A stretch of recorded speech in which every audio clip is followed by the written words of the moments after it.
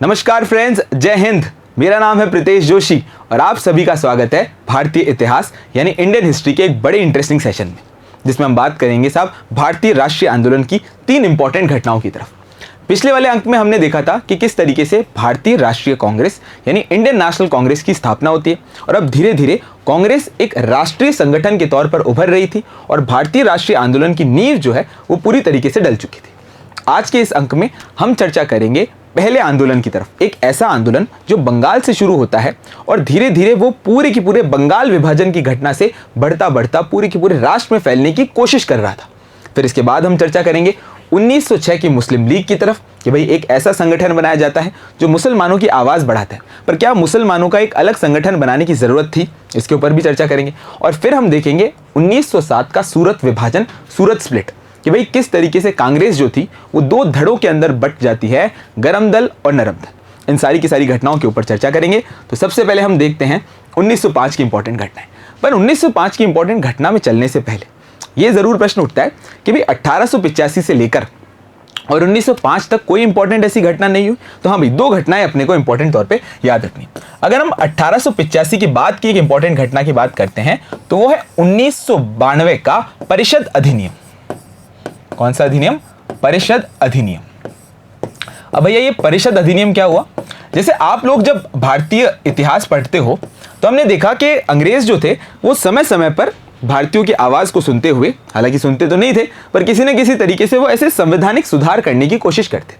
वो संवैधानिक सुधार नहीं, वो छोटी मोटी रियायतें देते थे और जिससे भारतीयों को खुश करने की कोशिश करते थे, पर उनका असली जो मकसद था वो क्या था साहब? भारत का शोषण करना और भारत के ऊपर हुकूमत करना। तो 1892 का परिषद अधिनियम आता है, ये इंपॉर्टेंट घटना है। इसके अंदर हमें देखने को मिलता है साहब, पहली इंपॉर्टेंट चीज़ तो ये कि जो गवर्नर जनरल थी उनका जो परिषद था, जो एग्जीक्यूटिव काउंसिल थी, उसका विस्तार हो जाता है, उसका एक्सटेंशन हो जाता है, उसका विस्तार हो जाता है। और सबसे इंपॉर्टेंट बात हमें यहाँ पर देखने को मिलती है कि अब भारतीयों को बजट के ऊपर डिस्कस करने का अधिकार जो है वो पूरी तरीके से हो जाता है। हालांकि काउंटर क्वेश्चन जो है वो तो नहीं पूछ पाते, पर बजट पर जो है अब वो पूरी तरीके से भारतीय डिस्कस कर सकते थे। तो एक तो ये इंपॉर्टेंट घटना। दूसरी अगर हम बात करते हैं तो एक इंपॉर्टेंट और घटना है, वो है 1902 में एक संगठन का बनना, जो कि है अनुशीलन समिति। अनुशीलन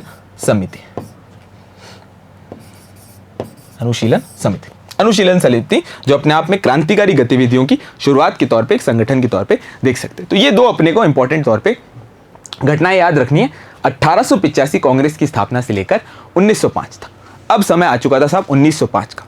देखो, जब हम पूरे की पूरी भारतीय राष्ट्रीय कांग्रेस को देखते हैं या पूरे के पूरे भारतीय राष्ट्रीय आंदोलन को देखते हैं तो अपन इनको 3 फेजेस के अंदर, या अपन बात कर सकते हैं 3 पार्ट्स में डिवाइड कर सकते हैं। जैसे कि कौन कौन से पार्ट? 1885 से लेकर 1885 से 1905 का जो पूरा का पूरा युग था, इसे हम कह सकते हैं साहब उदारवादी युग। उदारवादी युग, क्योंकि इसके अंदर कांग्रेस के उदारवादी जो नेता थे उनका यहां पर इंपॉर्टेंट तौर पे पावर थी। जैसे कि उदारवादी नेता कौन कौन से थे? जैसे फिरोज शाह मेहता हो गए, तैयब जी हो गए, दादा भाई नारोजी हो गए, इस तरीके के सारे नेता।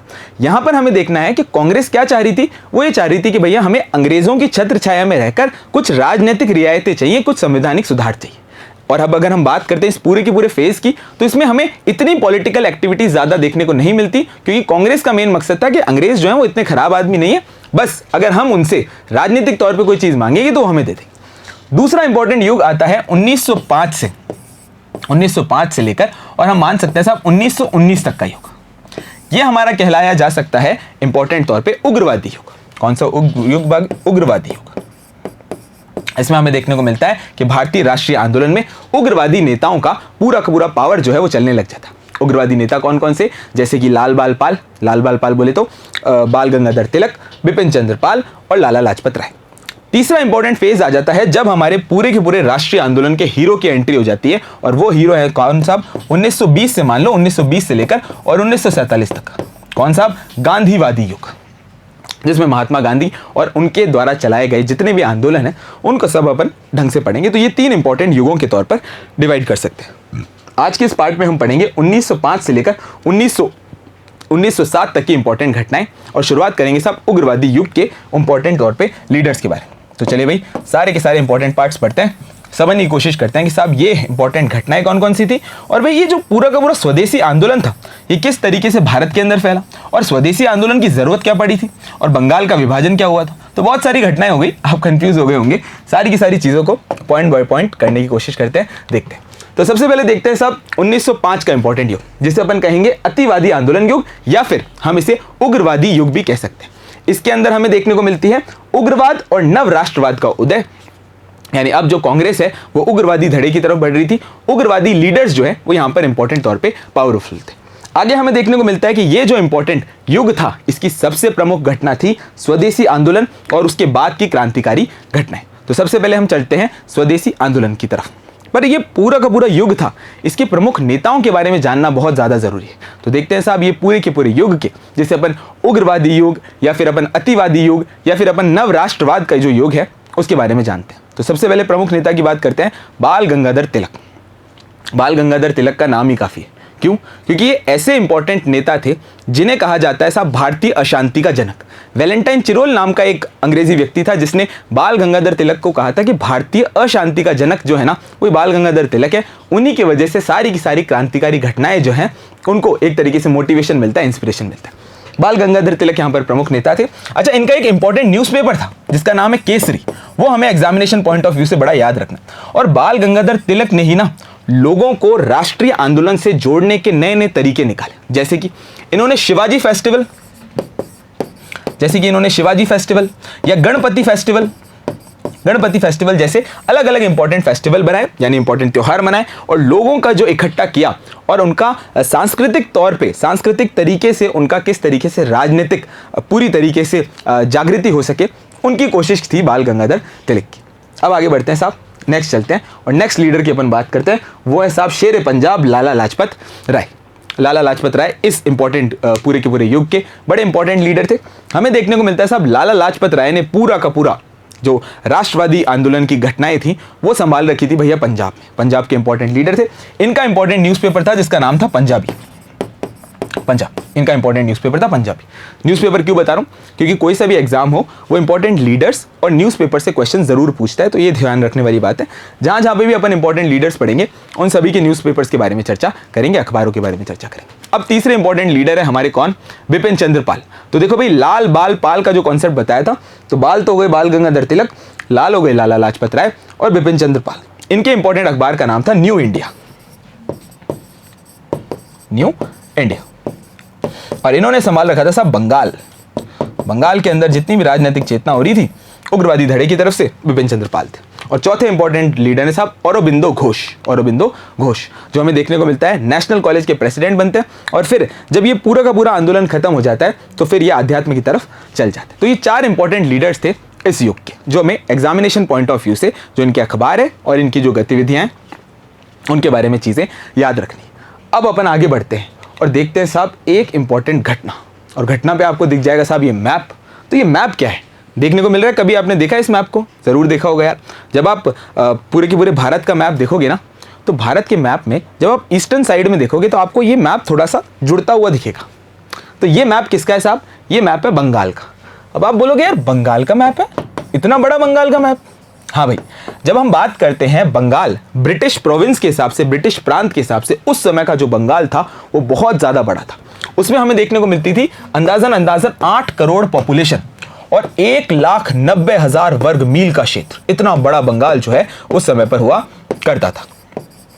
और ये जो बंगाल था ना, वो इंपॉर्टेंट तौर पे हमें देखने को मिलता है कि वो राजनीतिक गतिविधियों का गढ़ था। जितनी भी राष्ट्रीय राजनीतिक चेतनाएं होती थी ना, उसका गढ़ कौन सा था? बंगाल। और बंगाल से ही फैलते हुए ये पूरे के पूरे राष्ट्र के अंदर फैलती थी, क्योंकि बंगाल का जो मिडिल क्लास था, जो मध्यम वर्ग था, वो शिक्षित था पूरी तरीके से और इस राष्ट्रीय आंदोलन की सबसे प्रमुख एक मान लो रीढ़ की हड्डी था। तो हमें देखने को मिलता है ये जो बंगाल था वो राजनीतिक तौर पर बड़ा प्रॉस्परस था।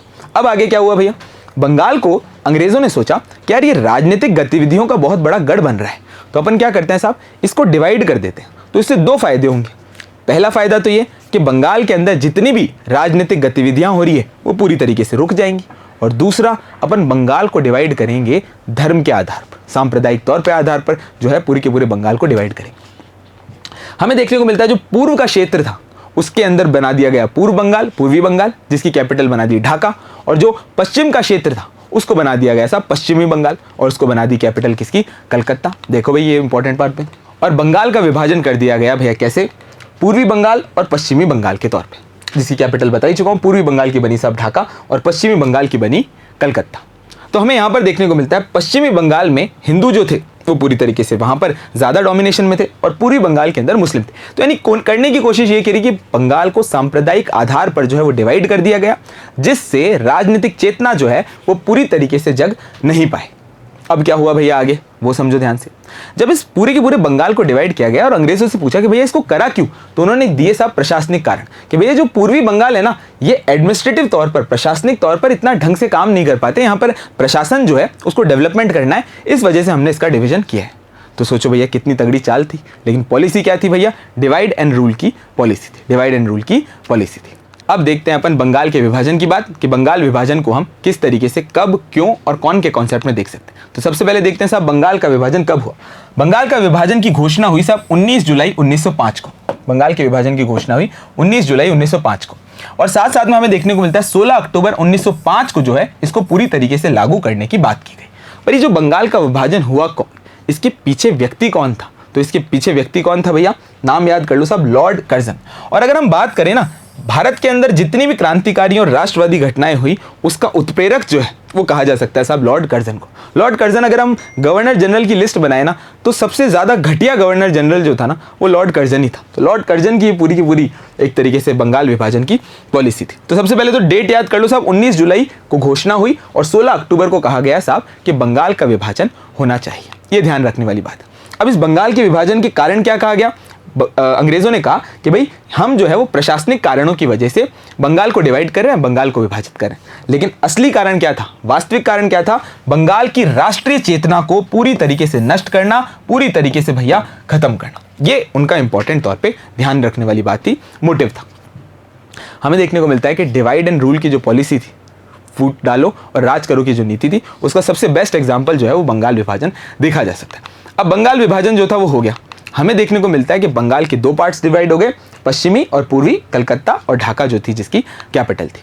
आगे बढ़ते हैं और हम चर्चा करते हैं कि जो बंगाल विभाजन हुआ इसके लिए एक आंदोलन शुरू हुआ जिसको हम कहेंगे साहब स्वदेशी आंदोलन।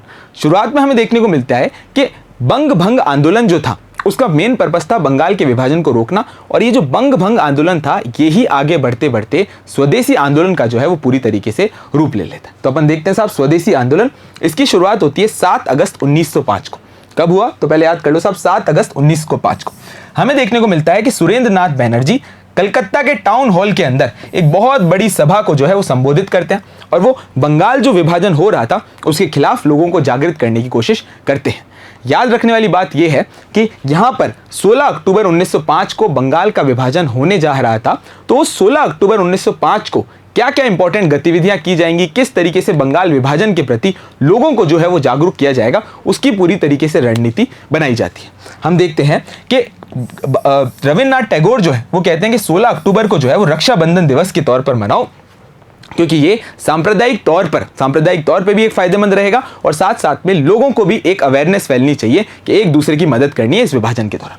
साथ साथ में हम देखते हैं कि सुरेंद्र नाथ बैनर्जी कहते हैं कि इसे शोक दिवस के तौर पर मनाओ। लोग जो है वो पूरे दिन वंदे मातरम और जितने भी हमारे राष्ट्रगीत थे वो पूरी तरीके से गाते हैं, और लोग उस दिन उपवास करते हैं कि भैया जिससे लोगों के अंदर शक्ति आ सके कि बंगाल विभाजन के प्रति जो है अपना विरोध, अपना पूरा का पूरा जो ताकत थी वो दिखा सके। ये हमें देखने को मिलता है साहब 1905 के स्वदेशी आंदोलन की शुरुआत में।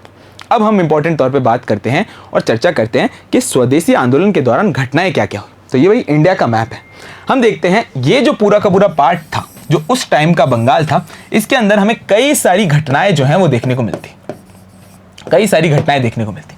कौन कौन सी इंपॉर्टेंट घटनाएं? पहली घटना तो हमें देखने को मिलती है साहब वहां पर एक नेशनल कॉलेज की स्थापना हो जाती है। नेशनल कॉलेज की स्थापना हो जाती है, जिसके प्रिंसिपल कौन बनते हैं? जिसके प्रिंसिपल जो हैं वो औरोबिंदो घोष बनते हैं। अब नेशनल कॉलेज की स्थापना क्यों? क्योंकि भैया अब जो है हमें राष्ट्रीय शिक्षा की बात करनी थी, अंग्रेजों का बहिष्कार करना है, बॉयकॉट करना है, तो हमें राष्ट्रीय शिक्षा की जरूरत पड़ेगी। तो नेशनल कॉलेज की स्थापना हो जाती है, औरोबिंदो घोष जो है वो पूरी तरीके से इसके प्रिंसिपल बन जाते हैं। इसके अलावा हमें देखने को मिलता है कि बंगाल टेक्निकल इंस्टीट्यूट की स्थापना होती है। साथ साथ में हम देखते हैं कि वहां पर बरीसाल नाम का एक बड़ा इंपॉर्टेंट सम्मेलन होता है, बरीसाल नाम का बड़ा इंपॉर्टेंट सम्मेलन होता है। और हमें याद रखने वाली बात यह है कि अब राष्ट्रवाद जग रहा था, तो हमें देखने को मिलती है कि पीसी रॉय नाम के व्यक्ति, पीसी रॉय नाम के व्यक्ति जो थे, पीसी रॉय नाम के जो व्यक्ति थे, वो बंगाल केमिकल फैक्ट्री की स्थापना करते हैं। बंगाल केमिकल फैक्ट्री की स्थापना करते हैं। बंगाल केमिकल फैक्ट्री की स्थापना करते हैं। इसी के साथ साथ में हमें देखने को मिलता है कि रविंद्रनाथ टैगोर शांति निकेतन की भी स्थापना इसी दौरान करते हैं। तो ये सारी की सारी घटनाएं बंगाल में ही पूरी तरीके से केंद्रित थी। पर ये जो पूरा का पूरा आंदोलन था, ये तो अंग्रेजों के खिलाफ था, तो बाकी सारे एरिया में क्यों नहीं फैल रहा था? इसको लेकर जो है अब वो कांग्रेस धीरे धीरे बट रही थी। एक का कहना था कि ये जो पूरा का पूरा आंदोलन है, ये बंग भंग आंदोलन है, बंग भंग आंदोलन, जिसका मकसद है कि बंगाल का जो विभाजन है उसको पूरी तरीके से खत्म कर दिया जाए और वापस से बंगाल जो है जैसा था वैसा ही हो जाए। लेकिन कुछ लोगों का मानना था कि भैया पूरे के पूरे क्षेत्र में इस आंदोलन को फैलाना चाहिए। जैसे एग्जाम्पल के तौर पे लाला लाजपत राय कह रहे थे पंजाब में फैलाना चाहिए, बाल गंगाधर तिलक कह रहे थे महाराष्ट्र में फैलाना चाहिए, यानी पूरे के पूरे भारतवर्ष के अंदर इस आंदोलन को ले जाना चाहिए। अब हमें देखने को मिलती है साहब एक इंपॉर्टेंट और घटना, और वो थी 1905 का बनारस अधिवेशन। इस बनारस अधिवेशन की अध्यक्षता करते हैं गोपाल कृष्ण गोखले, और वो इंपॉर्टेंट तौर पे हमें यहाँ पर देखने को मिलता है कि स्वदेशी की बात करते हैं और साथ साथ में कांग्रेस का लक्ष्य जो है वो भी स्वदेशी बन जाता है। लेकिन अब स्वदेशी आंदोलन को लेकर ना धीरे धीरे मतभेद हो रहे थे, और मतभेद के तौर पर हमें देखने को मिलते हैं नरम दल और गरम दल। अब यार ये नरम दल और गरम दल थे क्या? जिनका अंग्रेजों के प्रति नरम रवैया था उनको कहा गया नरम दल, और जिनका अंग्रेजों के प्रति गरम रवैया था उनको कहा गया साहब गरम दल। जो नरम दल के नेता थे वो ये चाहते थे कि इस बंगाल विभाजन को बंगाल तक ही सीमित रखा जाए, ये जो स्वदेशी आंदोलन है उसको बंगाल तक ही सीमित रहे। और जो गरम दल के नेता थे वो चाहते थे कि इस पूरे के पूरे आंदोलन को पूरे राष्ट्र के अंदर, पूरे देश के अंदर जो है वो फैलाया जाए। तो इस बात को लेकर अब धीरे धीरे कांग्रेस दो धड़ों के अंदर बट रही थी। फिर हमें एक और इंपॉर्टेंट अधिवेशन देखने को मिलता है, और वो था 1906 का कलकत्ता अधिवेशन। और कांग्रेस जो है इस बार आधिकारिक तौर पर 4 इंपॉर्टेंट नीतियों को कांग्रेस की मुख्य नीतियों के तौर पर शामिल कर लेती है। वो थी स्वराज, वो था स्वदेशी, वो था बहिष्कार, और वो थी राष्ट्रीय शिक्षा। और इस कलकत्ता अधिवेशन की अध्यक्षता कौन करते हैं? दादा भाई नारोजी। तो भाई दादा भाई नारोजी जो है वो इस इंपॉर्टेंट सेशन की अधिवेशन की अध्यक्षता करते हैं। अब दादा भाई नारोजी से इंपॉर्टेंट फैक्ट्स यहां पर आपको ध्यान रखने वाली बात, पहली बात तो इनको कहा जाता है साहब grand old man of India. Grand old man of India, पहली चीज यहां पर देखने को मिलती है, इन्होंने 3 बार जो है वो कांग्रेस की अध्यक्षता करी, 3 बार कांग्रेस की अध्यक्षता करी। तीसरी अगर इंपॉर्टेंट बात करें तो एक किताब के बारे में मैं बता रहा था जिसका नाम था poverty and un British rule in India. Poverty and un British rule in India, उसी किताब के अंदर इन्होंने आर्थिक जो तौर पर एक तरीके से शोषण हो रहा था, जो आर्थिक निष्कासन का सिद्धांत था, वो इसी किताब में अंतर्गत उन्होंने दिया था। तो दादा भाई नारोजी यहाँ पर इंपॉर्टेंट व्यक्ति है हमारे राष्ट्रीय आंदोलन की। ये एक सामाजिक संगठन से भी जुड़े हुए थे जिसका क्या नाम था साहब? इंपॉर्टेंट तौर पे उसका नाम था रहनुमाई मजदहसन सभा, जो पारसी समाज सुधार के लिए काम करता था, और उसका एक अखबार भी है जिसका नाम था रस्तगुफ्ता। तो ये तो दादा भाई नारोजी की बात है। हालांकि जो नरम दल और गरम दल डिवाइड हो रहा था, विभाजित हो रहा था, वो दादा भाई नारोजी की बात मान जाता है, और कलकत्ता अधिवेशन के अंदर तो चीजें ठीक हो जाती है। लेकिन जो अगला अधिवेशन होने वाला था, सूरत वाला अधिवेशन होने वाला था, उसमें नरम दल और गरम दल पूरी तरीके से डिवाइड हो जाते हैं और कांग्रेस के 2 धड़े हो जाते हैं। लेकिन 1906 से 1907 के बीच की एक और इंपॉर्टेंट घटना है, यानी कलकत्ता अधिवेशन और साथ साथ में सूरत स्प्लिट के बीच की एक और इंपॉर्टेंट घटना है जो हमें याद भी रखनी है। और हम कह सकते हैं कि साहब हमारे विभाजन में, अगर जो हमारा अखंड भारत का विभाजन था उसमें सबसे बड़ा योगदान अगर हम कहें तो वो था साहब एक इंपॉर्टेंट पार्टी का, और वो कौन सी पार्टी है? वो पार्टी थी मुस्लिम लीग। हमें देखने को मिलता है कि सर आगा खान के प्रतिनिधि, मतलब आगा खान के अध्यक्षता में एक प्रतिनिधि मंडल इंपॉर्टेंट तौर पे शिमला जाता है, जो उस समय के गवर्नर जनरल लॉर्ड मिंटो से मुलाकात करता है, और लॉर्ड मिंटो को ये समझाने की कोशिश करता है कि साहब ये जो हिंदू हैं ये पूरी तरीके से हमारी राजनीतिक गतिविधियां हैं या जो हमारी राजनीतिक ताकत है उसके ऊपर पूरी तरीके से इन्होंने कब्जा कर लिया। ना ही हमारे पास कोई इंपॉर्टेंट पद है, ना ही हमारा समाज शिक्षित हो पा रहा है, और इसका कारण जो है वो हिंदू हैं और राष्ट्रीय कांग्रेस है। ये बात समझाने की उनको कोशिश करते हैं। पर ये जो मुस्लिम लीग की इंपॉर्टेंट घटना थी, उसी से तार, मतलब वो एक तरीके से पहली इंपॉर्टेंट ऐसी घटना थी जिससे 1947 में जो हमारा पार्टीशन हुआ, विभाजन हुआ, उसके पीछे बड़ी पार्टी थी तो मुस्लिम लीग थी। तो 30 दिसंबर 1906 को ढाका के अंदर मुस्लिम लीग की स्थापना होती है, और स्थापना करने वाले व्यक्ति कौन थे? सर आगा खान, और एक और थे साहब नवाब सलीमुल्लाह। नवाब सलीमुल्लाह,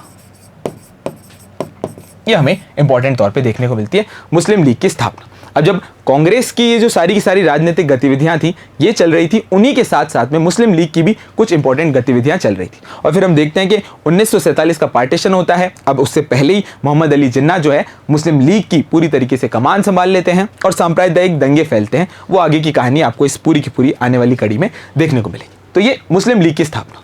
क्वेश्चन क्या क्या बनेंगे, सबसे पहले तो देखने को मिलता है मुस्लिम लीग की स्थापना में हमें देखने को मिलता है उस समय पर गवर्नर जनरल कौन थे, लॉर्ड मिंटो। कब हुई, तो 30 दिसंबर 1906 में ढाका में हुई। स्थापना किसकी हुई, मुस्लिम लीग की। करने वाले व्यक्ति कौन, नवाब सलीमुल्ला और सर आगा खान। नवाब सलीमुल्ला और सर आगा खान। चलिए अब आगे बढ़ते हैं। उससे पहले एक फोटो भी आपको दिखा देता हूँ। ये मुस्लिम लीग के पहले अधिवेशन की एक पिक्चर है, पिक्टोग्राफिक रिप्रेजेंटेशन। चलिए अब आगे बढ़ते हैं और चलते हैं और बात करते हैं साहब सूरत। तो सूरत में क्या हो रहा था और सूरत में अब कांग्रेस जो थे वो किस तरीके से दो धड़ों के अंदर बट गए थे। तो हमें देखने को मिलेगा साहब एक इंपॉर्टेंट राजनीतिक घटना, या जिसे कहें हम बहुत ही दुखद इंपॉर्टेंट घटना, जिसने काफ़ी साल जो थे राष्ट्रीय आंदोलन के, एक तरीके से राष्ट्रीय आंदोलन को रोक दिए थे। तो वो था साहब सूरत का विभाजन। तो सूरत का विभाजन समझते हैं कब, क्यों और कौन के कॉन्सेप्ट है। सूरत का विभाजन हमें देखने को मिलता है साहब 1907 के अंदर। सूरत का विभाजन मतलब कि कांग्रेस का विभाजन सूरत में देखने को मिलता है, जिसे हम राजनीतिक तौर पे कहेंगे सूरत विभाजन 1907। हमें देखने को मिलता है कि सूरत ताप्ती नदी के पास में एक इंपॉर्टेंट अधिवेशन हो रहा था कांग्रेस का, जिसे हम कहेंगे साहब सूरत अधिवेशन। सूरत अधिवेशन पर पहले अगर हम देखें तो ये सूरत की जगह ना होकर नागपुर में होने वाला था। नागपुर में होने वाला था और नागपुर में होने वाला था इस वजह से इसकी अध्यक्षता के पूरे चांस बन चुके थे बाल गंगाधर तिलक के। पर किस तरीके से नरम दल के कुछ लोग वो ये चाहते थे कि बाल गंगाधर तिलक अगर कांग्रेस की अध्यक्ष बन जाएंगे तो नरम दल का तो है वो पूरी तरीके से हालत खराब हो जाएगी। इस वजह से हमें देखने को मिलता है क्या कि पूरे के पूरे उस अधिवेशन की जो जगह थी वो नागपुर से चेंज कर दी जाती है सूरत, क्योंकि नागपुर जो था वो मध्य प्रांत के अंदर था और सूरत जो था वो बंबई प्रांत के अंदर था। और कांग्रेस की एक पॉलिसी थी कि आप जिस प्रांत के होंगे उसकी अध्यक्षता आपको नहीं मिल पाएगी, और बाल गंगाधर तिलक बंबई प्रांत के थे। तो इस वजह से एंड मौके पर जो है अब पूरी तरीके से नागपुर से ट्रांसफर हो जाता है साहब सूरत। सूरत जो है वेन्यू के तौर पे डिसाइड हो जाता है। हमें देखने को मिलता है कि इस समय पर कांग्रेस का विभाजन हो जाता है। कांग्रेस का विभाजन होता क्यों है, अध्यक्ष पद को लेकर। क्यों, क्योंकि पहले तो गरम दल के लोग चाह रहे थे साहब बाल गंगाधर तिलक बने। अब क्योंकि इन्होंने वेन्यू चेंज कर दिया, जिस जगह पर अधिवेशन होने वाला था वही चेंज कर दिया, तो अब गरम दल के लोग चाह रहे थे कि साहब लाला लाजपत राय बने। लेकिन नरम दल वाले चाह रहे थे कि भैया हमारा अध्यक्ष बनना चाहिए किसको, रास बिहारी घोष को। रास बिहारी घोष को। रास बिहारी घोष को। तो हमें देखने को मिलता है साहब रास बिहारी घोष जो कि नरम दल के इंपॉर्टेंट लीडर थे, वो यहाँ पर अध्यक्ष बन जाते हैं। और अब कांग्रेस जो है वो दो पार्ट्स में डिवाइड हो चुकी थी, गरमपंथी और नरमपंथी, जिन्हें अपन नरम दल या गरम दल या इंग्लिश में अपन जिन्हें मॉडरेट्स और एक्सट्रीमिस्ट के नाम से जानते हैं। तो ये थी साहब सूरत की इंपॉर्टेंट एक घटना, सूरत विभाजन, जो हमारे पूरे के पूरे राष्ट्रीय आंदोलन की सबसे दुखद घटनाओं से भी एक है। तो आज की क्लास यहीं तक ही। आशा करता हूँ आपको ये क्लास अच्छी लगी होगी। मिशन ज्ञान के इस परिवार के साथ बने रहें और हमें बहुत सारा प्यार दें। Thank you.